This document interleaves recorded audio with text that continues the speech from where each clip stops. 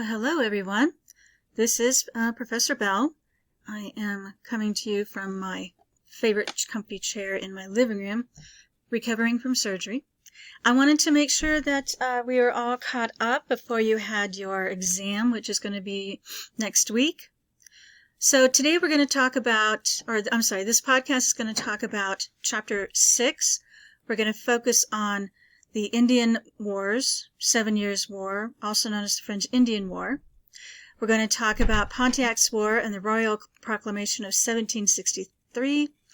We're going to talk about how to pay for colony protection, and of course that means taxes, raising revenues to pay for colony expenses in general. And we're going to go over several of the tax acts that were imposed upon, according to the Americans, imposed upon the colonists.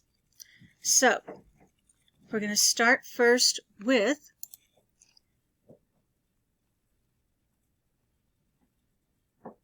this map here. The map shows the pre-war boundaries of 1754. This is when the French-Indian War, also known as the 7-Year War, began.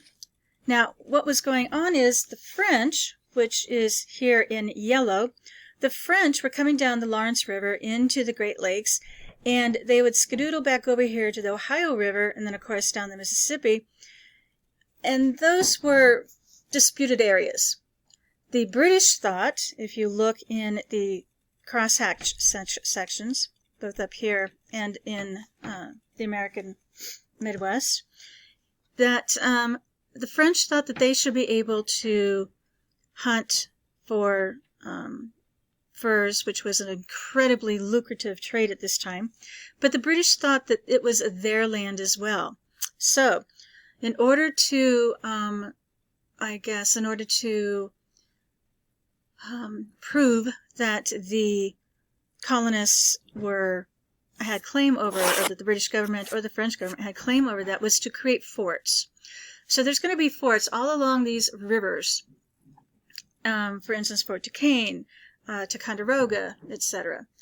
And once these forts are established, they're going to become mini cities. Places that both the French for French forts and the English for English forts would think of as sanctuaries or refuges, where they're not going to be hassled, they're not going to be, they're going to be protected, okay? Well, the Indians that they hired to try and keep some of the stability going are going to they're not going to get along with each other. Then there's going to be long-standing feuds between the Indian nations that have been going on long before Columbus or any of the Europeans stepped foot on American soil. So the British and the French are both going to use this, these factions, these nation rivalries against each other and against each British nation. So the French are going to use some of the Indians against the British. The British are going to use some of the Indians against the French, hence the French-Indian War, or the 7 Years' War. So down here in what is called the Ohio country, around the Ohio River, we've got a lot of skirmishes. And the natives and the French in the region were not going to tolerate these these incursions. They believed that it was their land, that the French had already made friends with these Indians and had already struck deals. It was lucrative both for the Indians who gathered the furs, sold it to the French fur traders. The French fur traders would then send it off to Europe. It was a great deal. It was good business, as they say. However, American colonists are they're moving into this area, into this disputed area, more and more often, until finally there is a war that breaks out. So, the 7 Years' War was between 1756 and 1763, between Britain and France. According to your textbook, it shattered the French Empire in North America, known in America as the French-Indian War. fighting in America began and ended earlier than it did elsewhere in the world. It was almost a world war. It ended with the spectacular victory of Great Britain, but planted seeds of future imperial troubles.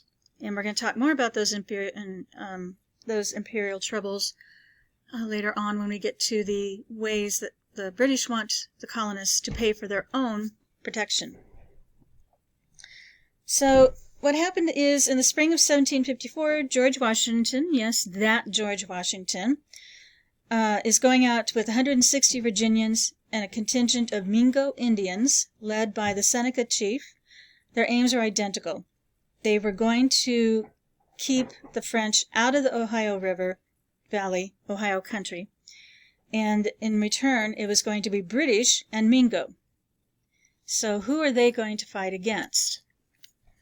Well, what happens is there is a massacre of French soldiers. They were in their camps.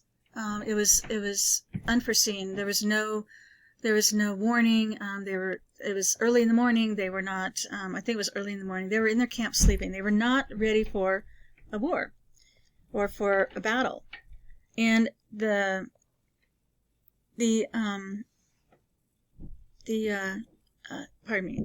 Indians started this. They thought that this was the perfect time. George Washington didn't know what to do. The Seneca chief and his men killed and scalped 13 of these French soldiers, including the French commander. And what the Seneca chief was thinking was that maybe this would inflame hostilities between the French and the British, so that he then could call the shots as to who was going to get the furs, who was going to control the Ohio country, the Ohio River country. And of course it worked. George Washington ordered his men to put together a makeshift Fort Necessity on the western side of the Appalachians, so over here, in order to create some sort of encampment for the British. And unfortunately, the French, aided by the Shawnee, attacked Fort Necessity, killing or wounding a third of George Washington's men. Washington did sign Articles of Capitulation, which is basically a surrender, and it included that he and his troops did assassinate the French commander. They did sign a document that said that in the initial fateful volley. And according to British politician Horace Walpole, set the world on fire. And so that is what was the French Indian, or the 7 Years' War. In the next podcast, I'm going to talk about what happened, what were the impact, what the results, what the significance of those particular wars were.